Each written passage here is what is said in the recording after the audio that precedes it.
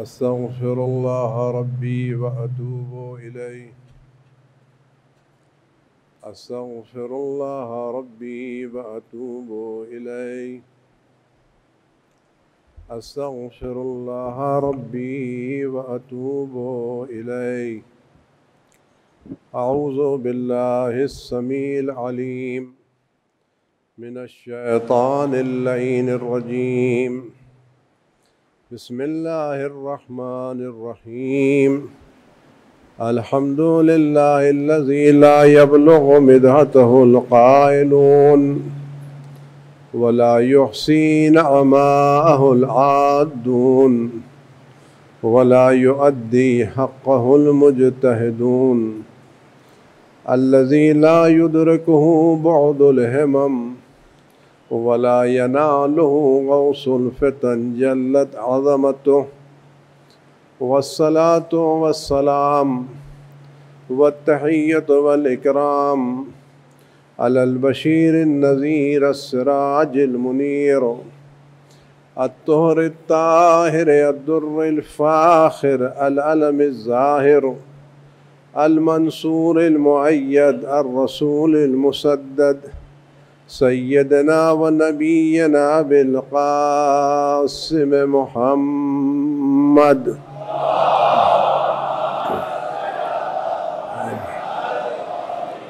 وآله الطيبين الطاهرين المعصومين المظلومين الذين أذهب الله عنهم الرجس وطهرهم تطهيرا.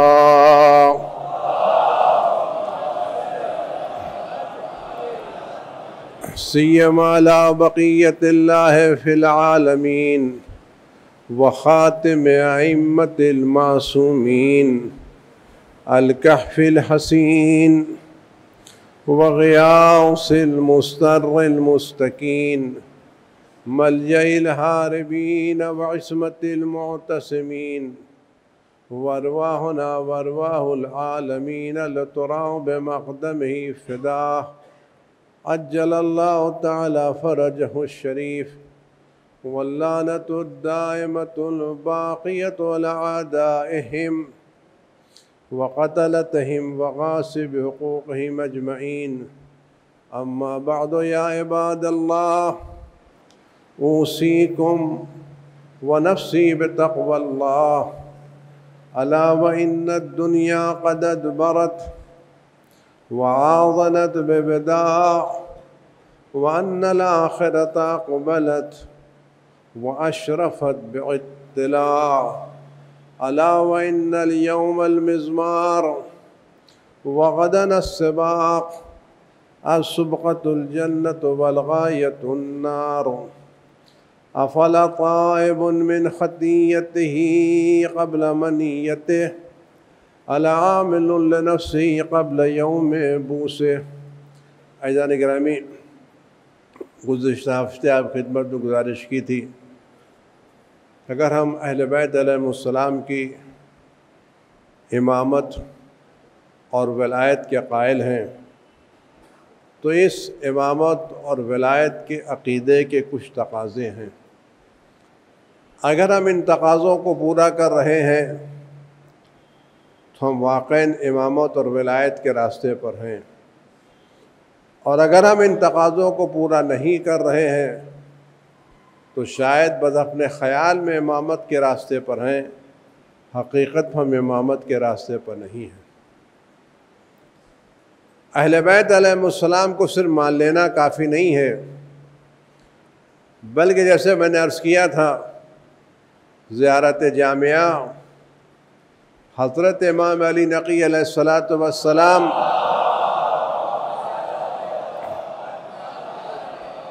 سے نقل ہوئی ہے، اور زیارت کو علماء نے معتبر ترین زیارت قرار دیا ہے.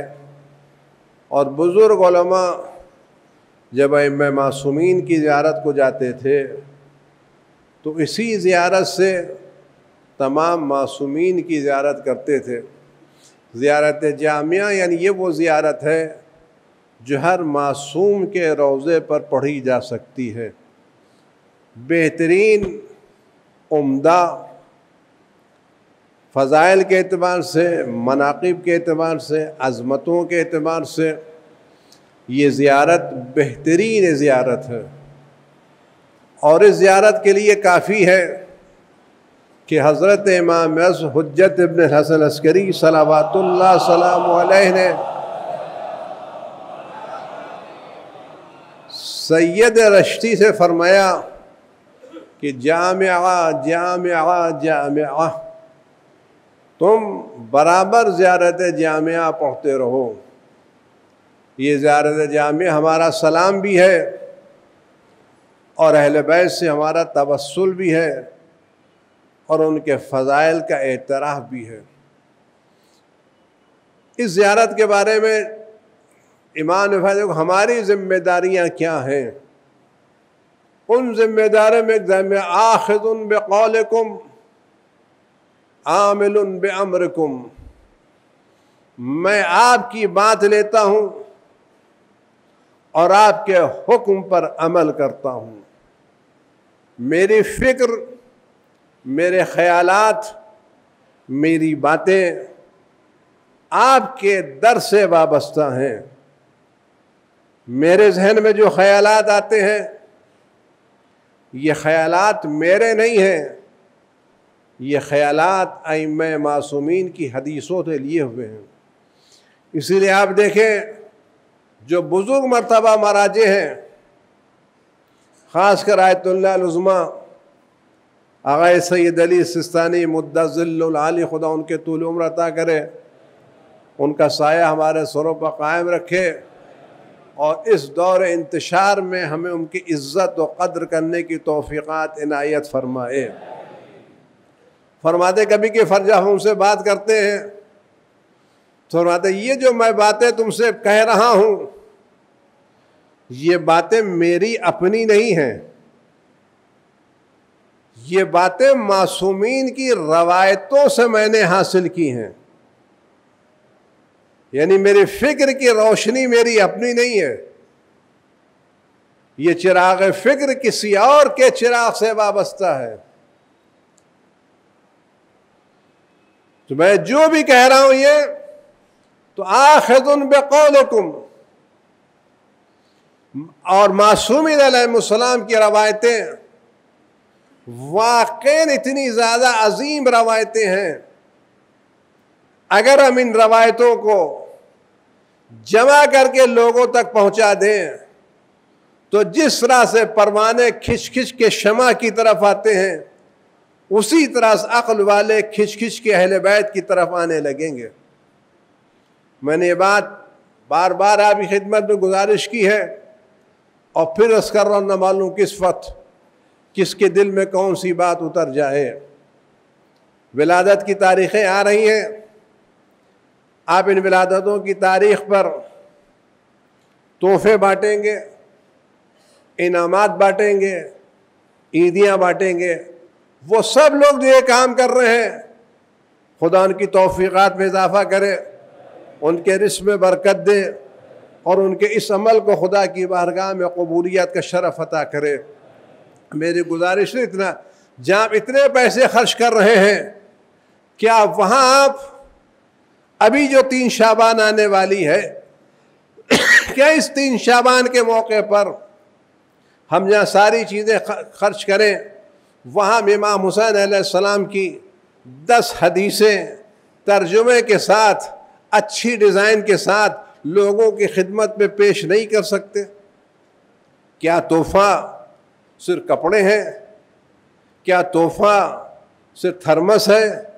یا معصومین کا قول بھی ایک تحفہ ہے؟ امام حسن مجتبی علیہ السلام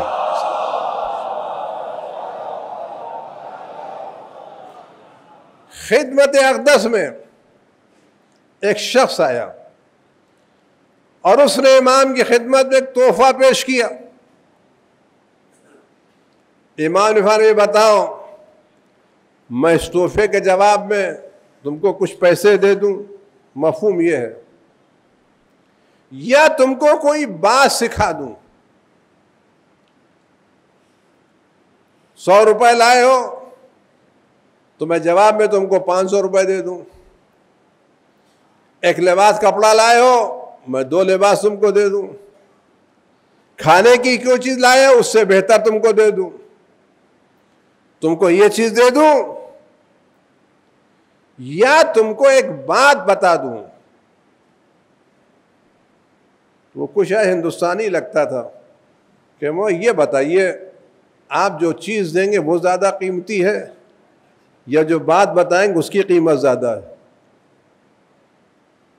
جو آپ دیں گے، آپ ہمیں دیں گے 500 روپے مثلا، اور آپ جو بات بتائیں گے وہ 500 کی ہے یا 500 کی کم کی ہے. تو میں فرض جو بات میں تم کو بتانے جا رہا ہوں یہ بات زمین و آسمان سے زیادہ وزنی ہے. میں تمہیں وہ بات بتا رہا ہوں، اور بات کیا ہے کہ دیکھیے معصومین کی فکر کیا تھی. یہ آج ہم کو پتہ لگنا چاہیے. واٹس ایپ کے زمانے میں، فیس بک کے زمانے میں، سوشل میڈیا کے زمانے میں جس طرح ہمارے جوانوں کے ذہن سے متاثر ہو رہے ہیں.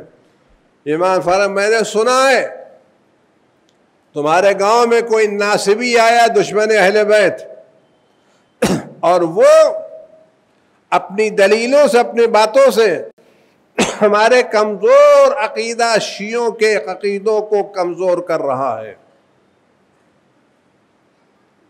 میں تمہیں یہ بات بتاتا ہوں، تم یہ بات لے کر کے جاؤ اور اپنے گاؤں میں لوگوں تک بتاؤ.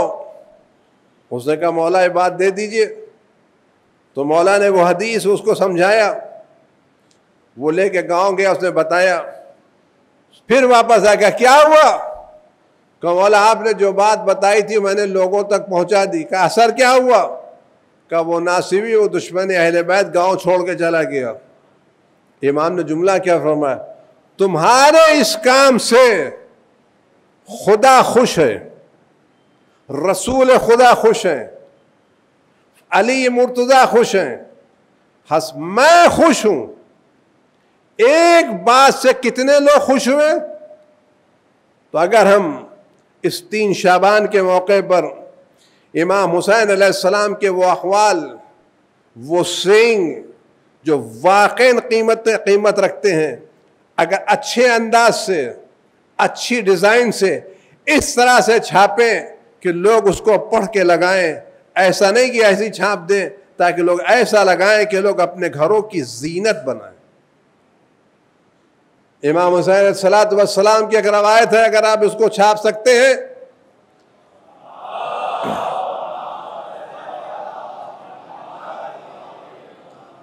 کہتے ان حوائج الناس الیکم من نعم اللہ علیکم. اگر کوئی آدمی تمہاری طرف اپنی حاجت لے کے آتا ہے تو یہ اللہ کی نعمت ہے جو تمہارے سامنے آ رہی ہے.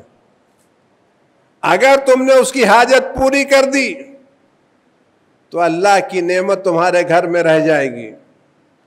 اگر تم نے حاجت پوری نہیں کی تو یہ نعمت کسی اور کے گھر چلی جائے گی. اگر کوئی حاجت مند آ رہا ہے تو اللہ کی نعمت لے کے آ رہا ہے، شکر کا موقع ہے، فخر کا موقع نہیں ہے. عامل بامرکم، میں آپ کے اوپر عمل کرتا ہوں. مستجیر بکم، آپ سے پناہ مانگتا ہوں. زائر لکم، آپ کی زیارت کرتا ہوں. لائز عائز بقبورکم، آپ کے قبر سے متمسک ہوں، آپ کے قبر سے پناہ مانگتا ہوں، آپ کے قبروں سے چپکا ہوا ہوں. مستشفع اللہ عز وجل بکم، آپ کے ذریعے میں خدا کی بارگاہ میں شفاعت حاصل کر رہا ہوں. متقرب بکم الیہ، آپ کے ذریعے خدا سے قربت حاصل کر رہا ہوں. یہ میری زیارتیں، یہ میری دعائیں، یہ آپ پر میرا سلام، گرچہ آپ پر سلام ہے لیکن خدا سے قریب ہونے کا ذریعہ ہے.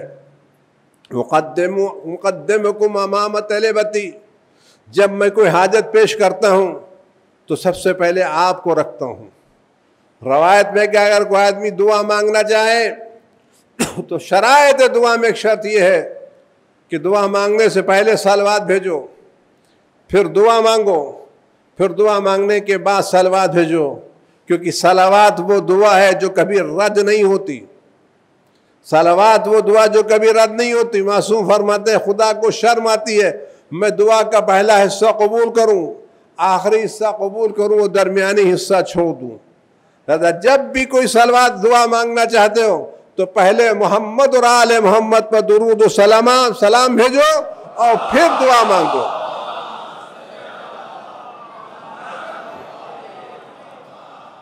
میں ہر چیز میں آپ کو مقدم رکھتا ہوں، اپنی حاجتوں میں، اپنے مطالبات میں، اپنے ارادوں میں. فی کل احوالی و اموری، میں ہر جگہ آپ کو مقدم کرتا ہوں. آپ کو مقدم کرنے کا مطلب کیا ہے؟ یہ چیز کہاں ملتی ہے؟ اگر مجھے ضرورت کی چیز ہے تو میں خود استعمال نہیں کروں گا، پہلے آپ کو دوں گا، آپ کو دوں گا. اہل بیت کیا ملتا ہے کہ جب ان کے کیا فاقہ تو رہتا تھا، کچھ مل جاتی تھی تو کہتے تھے نہیں، پہلے رسول اللہ کو کھلائیں گے پھر خود کھائیں گے. کربلا میں کیا ملتا ہے؟ مولا عباس دریا کے کنارے گئے، مشک میں پانی بھرا، کہا نہیں، پہلے حسین کے بچوں کو پلاؤں گا پھر خود پیوں گا. یہ ہے دین. کہ ضرورت کس کی پہلے پور کرنا ہے؟ اہل بیت کی. مومن بسرکم وعلانیتکم، میں آپ کے ایمان رکھتا ہوں آپ کے راز پر، آپ کے ظاہر پر، آپ کے گواہ پر، آپ کے غائب پر، آپ کے اول پر اور آپ کے آخر پر. ومفوض فی ذالک کلہ الیکم ومسلم فیہ ماکم وقلبی لکم مسلم ورائی لکم تبع ونصرتی لکم معدہ. میرے سارے امور میں آپ کے حوالے کرتا ہوں، میں آپ کا تابع ہوں. میری شادی، میرا بیاہ، میرا ریسپشن، میرا طلاق، میرا گھر، میرا بار، میں یہ دیکھتا ہوں اس میں سیرت اہل بیت کیا ہے. مجھے یہ نہیں دیکھتا ہے محلے والوں کی سیرت کیا ہے. آج ہمارے یہاں بہت سے مسائل ایسے ہیں جو ہمارے قوم میں مشکلات کا سبب بنے ہیں. کسی غریب کا کسی کا انتقال ہو گیا، بیچارے کے پاس پیسہ نہیں ہے، بڑی مشکل سے اس نے دفن و کفن کا انتظام کیا. اب لوگ کہتے ہیں بھائی 40واں کرو، جب تک پورے محلے والوں کو نہیں کھلاؤ گے تمہیں آبرو نہیں جائے گی.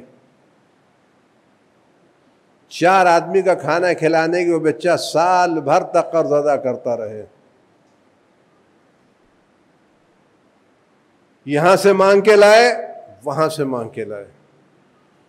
آنے والے فاتحہ بھی نہیں پڑھتے، چہلم کا کھانا کھا کے چلے جائیں گے، اور یہ بیچارہ سال بھر تک قرض ادا کرتا رہے. تو کیا یہ واقعی رسم و رواج ہمارا صحیح ہے؟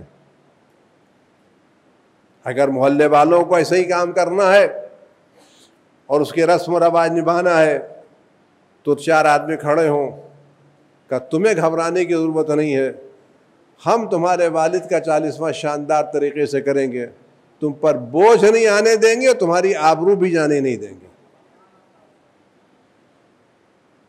کتنے گھر ہیں جس میں لڑکیاں بیٹھی ہوئی ہیں، ان کے پاس بارات کے کھانے نہیں ہیں. یہ بارات اسلامی نہیں ہے، یہ ہمارا کنسپٹ ہے. لڑکے والے کیا کہتے ہیں؟ اب ہمیں جہیز مت دیجیے، پیسہ مت دیجیے. ہم جو بارات لا رہے ہیں ذرا اس کا انتظام کر دیجئے گا قاعدے سے. کتنے لوگ آ رہے ہیں؟ ارے بھائی کم سے کم 100 تو آئیں گے. اب کس کو ہم چھانٹیں اور کس کو ہم الگ کریں؟ اور بہت کم کریں گے، 70 تو ہوئیں گے. اب ان 70 آدمیوں کا ٹھہرانا، 2 وقت کا کھانا، کہیں یہ ناراض نہ ہو جائے، کہیں وہ ناراض نہ ہو جائیں. ایک غریب کی کمر پہلی ٹوٹی ہوئی ہے، ہم اس کو مزید توڑ رہے ہیں؟ کیا اہل بیت کی سیرت یہی ہے؟ سیرت اہل بیت تو یہ تھی کہ اگر ہم اس کی لڑکی پسند کر رہے ہیں اور اس میں ایمان ہے، عمل ہمارے مناسب ہے، تو ہم اس سے کہیں کہ ہم صرف 2 بول پڑھوا کے لے جائیں گے، آپ پر 1 پیسے کا بھی بوجھ آنے نہیں دیں گے، ہم 1 بوجھ آپ پر آنے نہیں دیں گے۔ یہ ہے سیرت اہل بیت۔ یہ تھوڑی کہ سیرت اہل بیت کہ ہم بوجھ پر بوجھ ڈالے چلے جائیں اور نکاح کا انصاف بغیر اس کے تو نہیں ہو سکتا۔ یہ کون سی سیرت ہے؟ سیرت اہل بیت لوگوں کا تعاون ہے۔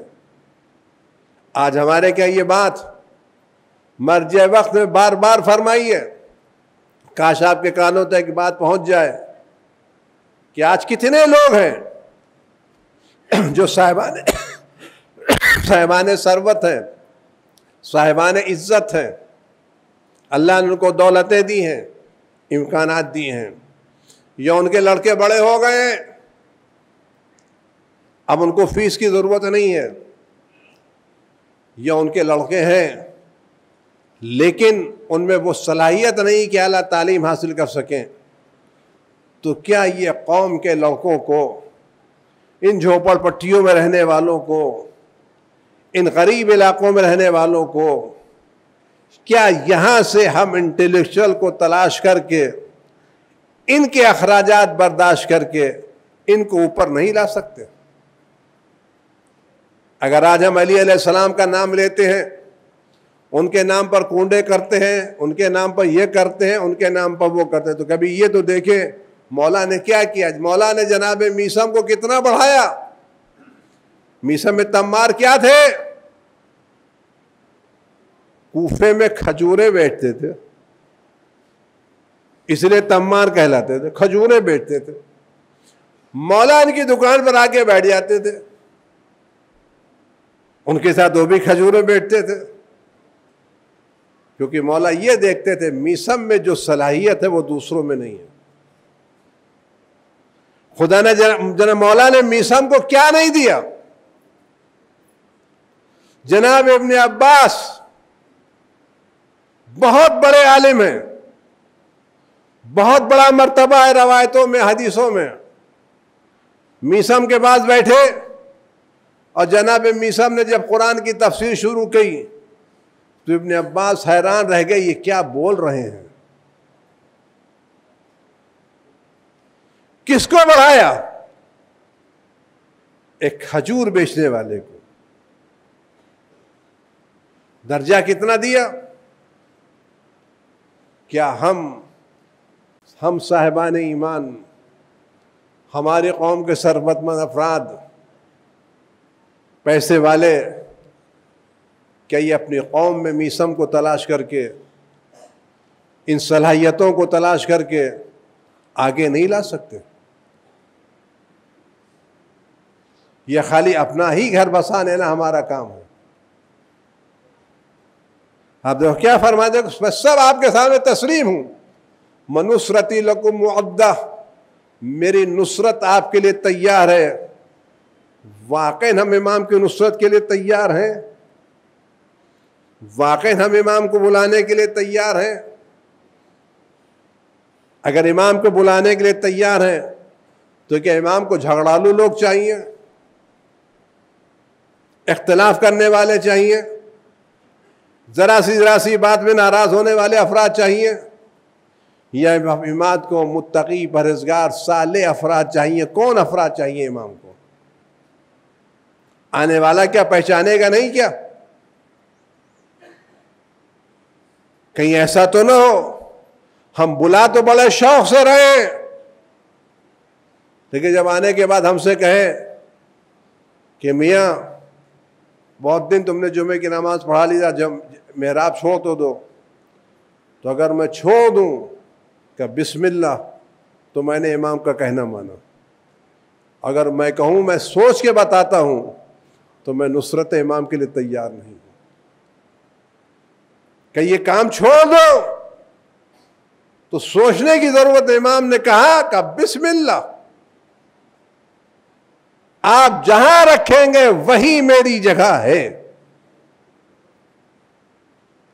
آپ جو کہیں میں قربان کرنے کے لیے تیار ہوں، جو کہیں میں قربان کرنے کے لیے تیار ہوں۔ آج ہمیں اہل بیت کی سیرت پر عمل کرنا ہے، اور اس کا فرماتے ہیں کہ میں سارے امور آپ کے حوالے کرتا ہوں، اور یہ امید رکھتا ہوں کہ انشاءاللہ ایک دن آپ کا فرزند ظاہر ہو اور آپ کی حکومت قائم ہو، اور ہم اس دنیا میں آپ کی حکومتوں کو دیکھیں۔ یہ رمضان، یہ رجب کا مہینہ دعاؤں کا مہینہ ہے، فضیلتوں کا مہینہ ہے، کام کا مہینہ ہے۔ کیا ہم اس مہینے میں اختلافات کو دور نہیں کر سکتے؟ کہ اس مہینے میں ہم آپس میں آ کے قریب آ کے نہیں بیٹھ سکتے؟ یہ مہینہ صرف کنڈے کا مہینہ نہیں ہے، یہ مہینہ صرف پوری و کھیر کا مہینہ نہیں ہے، یہ مہینہ اہل بیت کی تعلیمات کا مہینہ ہے۔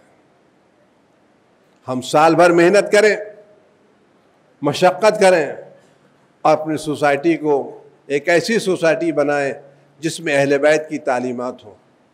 ہمارا اخلاق، ہمارا کردار، ہماری بیٹیاں، ہمارے بیٹے سب اہل بیت کی تعلیمات پر عمل کرنے والے ہوں۔ ایسا نہ ہو کہ ہم خالی مسجد میں آ کر کے نماز پڑھ کے چلے جائیں اور گھر میں ہماری زندگی کچھ اور ہو۔ اگر ہم اہل بیت کے چاہنے والے ہیں تو چونکہ یہ رجب کا مہینہ ہے، شادیوں کا مہینہ ہے، خوشیوں کا مہینہ ہے، لہذا ہم کوشش کریں ہماری ہر شادی اہل بیت کی شادی کے مزاج کے مطابق ہو۔ محرم و نامحرم اس میں نہیں آنا چاہیے۔ آپ یقین جانیے،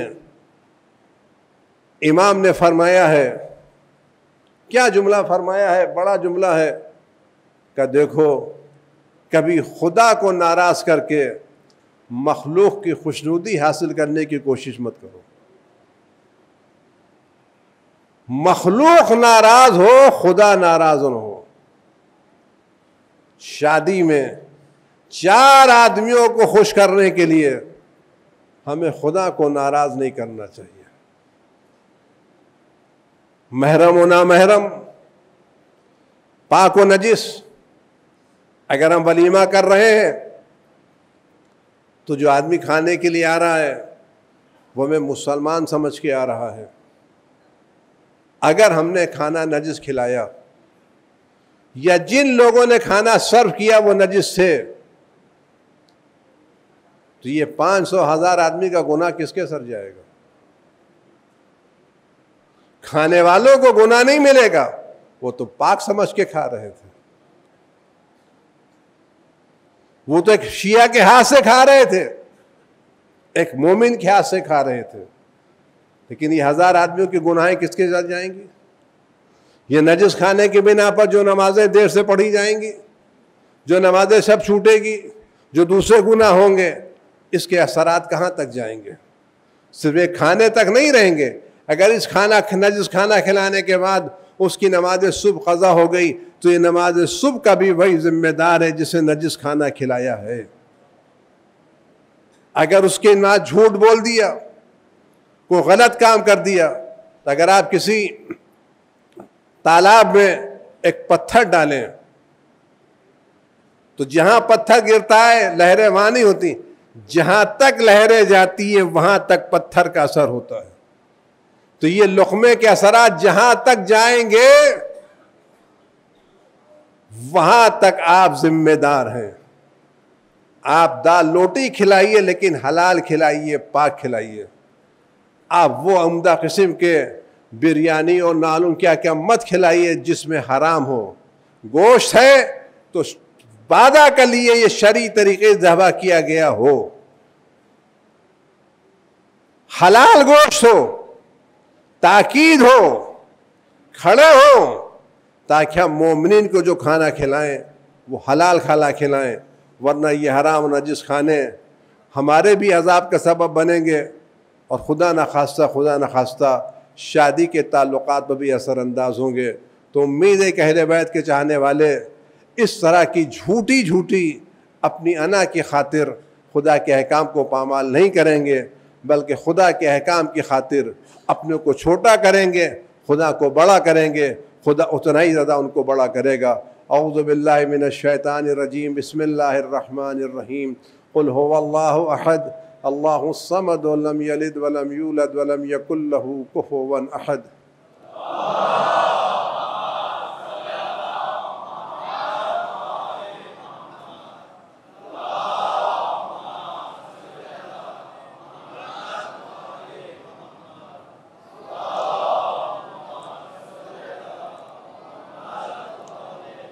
اعوذ باللہ السمیع العلیم من الشیطان الرجیم، بسم اللہ الرحمن الرحیم، الحمد للہ رب العالمین، والصلاة والسلام علی اشرف الانبیاء والمرسلین، سیدنا و نبینا بالقاسم محمد۔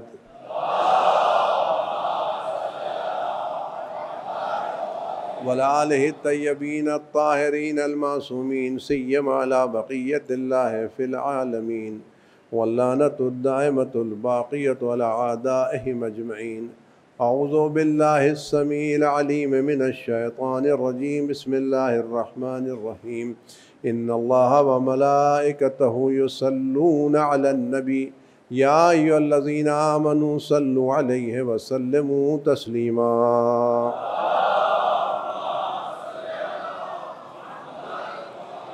اللہم صلی علی سیدنا و نبینا و شفیع ذنوبنا و طبیب قلوبنا بالقاسم محمد۔ اللہم صلی علی سیدنا مولانا امیر المومنین علی بن ابی طالب سید الوصیین۔ اللہم صلی علی سیدنا مولاتنا فاطمۃ الزہراء سیدۃ نساء العالمین۔ اللہم صلی علی الحسن والحسین سید شباب اہل الجنت و امامی المسلمین۔ اللہم صلی علی علی بن الحسین زین العابدین و محمد بن علی الباقر و جعفر بن محمد الصادق ائمۃ المسلمین۔ اللہم صلی علی موسیٰ بن جعفر الکاظم و علی بن موسیٰ الرضا و محمد بن علی التقی الجواد ائمۃ المسلمین۔ اللہم صلی علی علی بن محمد الہادی النقی والحسن بن علی الزکی العسکری امامی المسلمین۔ اللہم صلی علی سیدنا و مولانا صاحب الہیبۃ العسکریہ والغیبۃ الالہیہ حجت ابن الحسن القائم المنتظر المہدی۔ اللہم صلی علی محمد و آل محمد۔ اللہم صلی علی محمد و آل محمد۔ اللہم صلی علی محمد و آل محمد۔ پروردگار امام اس کے ظہور میں تعجیل فرما، ہر آفت و بلا سے ہمارے امام کی حفاظت فرما، ہر رنج و غم و علم کو ان کے وجود مقدس سے دور فرما۔ پروردگار ہمارے گناہوں کی مغفرت فرما، موت سے پہلے توبہ کی توفیقات عنایت فرما۔ پروردگار اس دور آخر زمان میں ہمیں اور ہمارے نوجوانوں کو گناہوں سے بچنے کی توفیقات عنایت فرما۔ ہمارے وہ بچے و بچیاں جو امتحانات دے رہے پروردگار ان کو اچھے عمدہ نمبروں سے کامیابی عنایت فرما۔ پروردگار ہمارے قوم کو، جوانوں کو علم و عمل سے مالا مال فرما، ان کو اہل بیت کی عزت کا سبب قرار فرما۔ پروردگار جو بیمار ان کو شفائے کامل عاجل عنایت فرما۔ جن لوگوں نے التماس سے دعا کی پروردگار ان کے بیماروں کو شفا عنایت فرما۔ قلب مقدس امام زمان ہم سے راضی و خوشنود فرما۔ اعوذ باللہ السمیع العلیم من الشیطان الرجیم، بسم اللہ الرحمن الرحیم، والعصر ان الانسان لفی خسر الا الذین آمنوا وعملوا الصالحات وتواصوا بالحق وتواصوا بالصبر۔